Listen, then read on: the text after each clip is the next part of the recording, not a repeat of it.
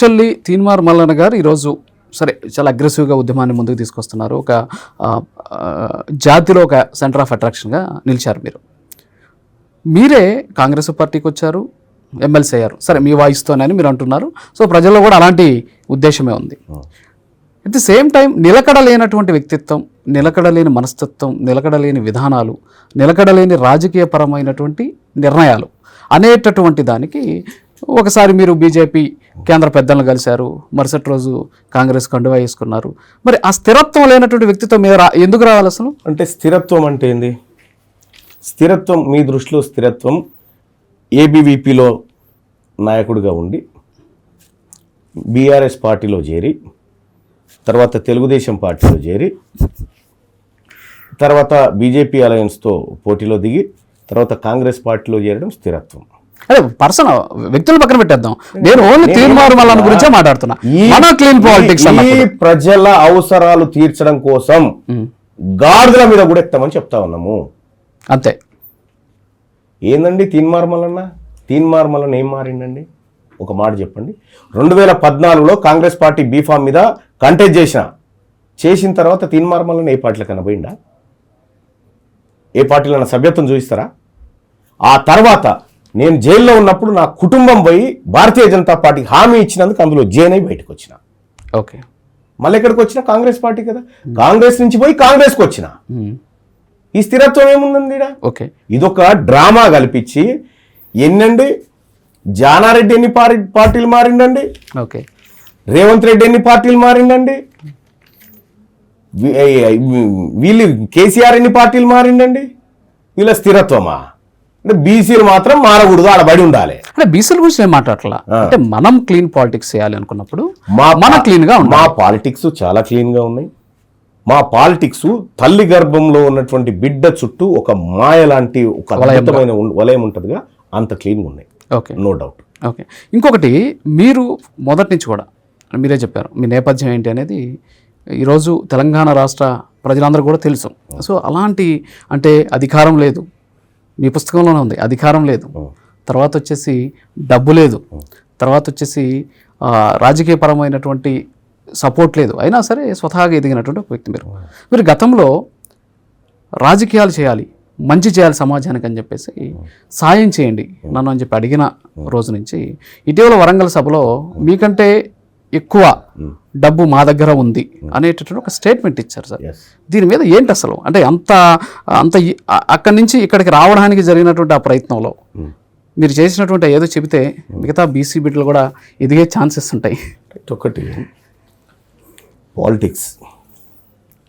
నా మీద మొన్న పట్టభద్రుల ఎమ్మెల్సీ ఎన్నికల్లో పోటీ చేసినటువంటి బీఆర్ఎస్ అభ్యర్థి వైట్ మనీ 50 కోట్లు ఖర్చు పెట్టాడు. వైట్ మనీ అంటే ఆ ఎన్నికల్లో ఎంత ఖర్చు పెట్టాలనే నిబంధన లేదు. అవును, వైట్ మనీ 50 కోట్లు ఖర్చు పెట్టాను, గెలవలే. ఈసీకి చూపించిన లెక్క అది. వైట్ చూపించాల్సిన పనే లేదు, అవసరం లేదు. ఓకే. గ్రాడ్యుయేట్ ఎమ్మెల్సీ ఎన్నికల్లో ఉండదు. ఓకే, ఓకే, అన్లిమిటెడ్, నువ్వు 1000 కోట్లైనా పెట్టుకోవచ్చు. అర్థమైందా? వైట్ మనీ 50 కోట్ల రూపాయలు ఖర్చు పెట్టాను. మరి నేను గెలిచిన కదా. అవును. ఈ ప్రజలు వాళ్ళ దగ్గర ఉన్నటువంటి సంపద మల్లన్న సంపదగా భావించారు. ఓకే. బీసీల దగ్గర డబ్బు లేదని ఎవరన్నారండి? 2 కోట్ల మంది బీసీలు ఒక పూట ఛాయ్ బంద్ చేస్తే 20 కోట్ల రూపాయలు జమ అవుతాయండి. అవును.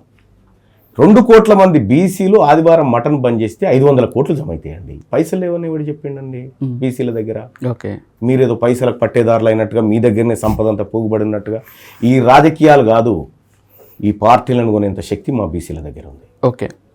అంటే వీళ్ళు ఒకటి జనరల్గా ఏం తీసుకొస్తారంటే మనం గమనించాల్సింది, బీసీలు వెనకబడి ఉన్నారు, వాళ్ళ దగ్గర డబ్బు లేదు, పోటీ చేయలేరు. ఒకనొక సందర్భాన్ని ఒక చిన్న ఎగ్జాంపుల్ చెప్తాను, నాకు జరిగిన ఘటనే. భువనగిరి పార్లమెంట్కు సంబంధించినటువంటిది నేను అప్లై చేసుకున్నా, పోటీ చేద్దామని. అప్లై చేసుకున్న సందర్భంలో ఫస్ట్ వాళ్ళు చెప్పినటువంటి మాట ఏంటంటే, పోటీ చేయాలంటే బాగా డబ్బు ఉండాలి కదా అనే మాట ఫస్ట్ తీసుకొచ్చిన. ఇది తీసుకొస్తారని నాకు తెలుసు. ఓకే. ఇప్పుడు మీరు ఇవ్వాలనుకుంటున్నటువంటి టికెట్ ఇవ్వాలనుకుంటున్న వ్యక్తి ఎంత ఖర్చు పెడతాడట అన్న, సమ్ గింతగా పెడతాడు. నేను దానికి రెట్టింపు పెడతా అని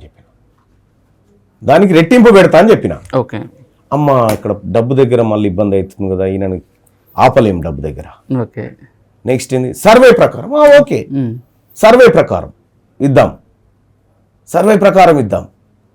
సర్వేలో తిన్మార్మలనే మరి ఎట్లా అడ్డుకోవాలి తిన్మార్మలనని? అంటే వీళ్ళు ఏం ప్రిపేర్ చేస్తారంటే, ఎవడన్నా సర్వే చేస్తే ఇప్పుడు పాలకుర్తి యశస్విని రెడ్డి ఉంది, ఉమ్. ఏ సర్వే మీద తీసుకొచ్చిరండి? అవును.